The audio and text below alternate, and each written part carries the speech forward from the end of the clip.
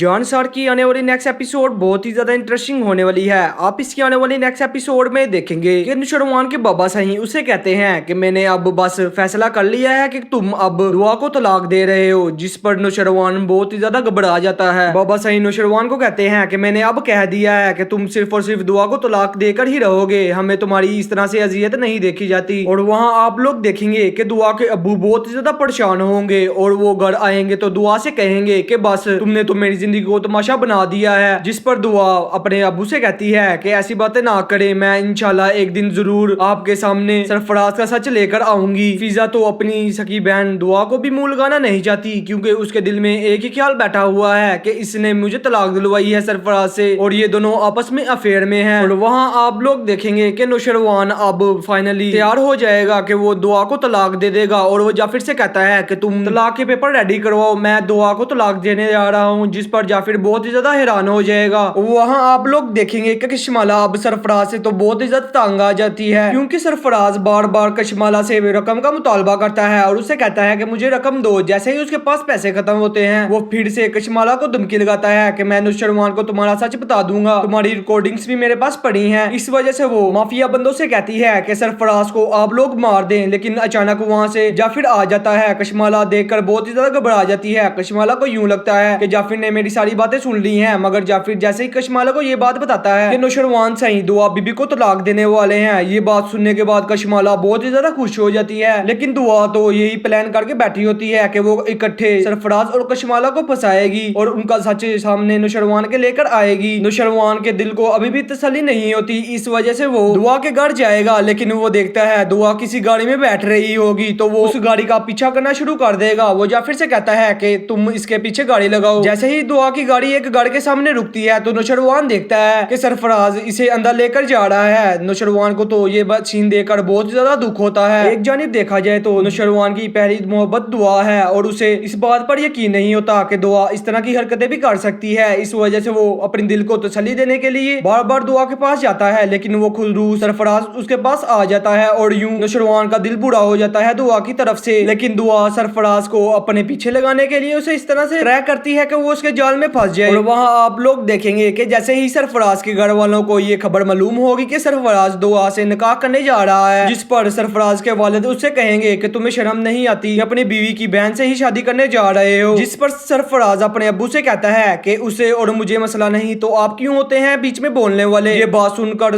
सरफराज की अम्मी भी बहुत ही ज्यादा हैरान हो जाती हैं। उन्हें भी इस बात पर यकीन नहीं आ रहा होता कि सरफराज इस तरह का काम करने जा रहा है। सरफराज तो दुआ से कह लेता है कि मैं तुमसे शादी करना चाहता हूँ और वो दुआ को कशमाला का सच बता देता है, जिस पर दुआ को पूरा यकीन हो जाता है कि कशमाला इस सब के पीछे है, क्योंकि सरफराज तो अब दुआ को चाहता है मगर दुआ तो इसे जाल में फंसा रही होगी। मजीद अपडेट्स के लिए चैनल को सब्सक्राइब कर लें। अल्लाह हाफिज।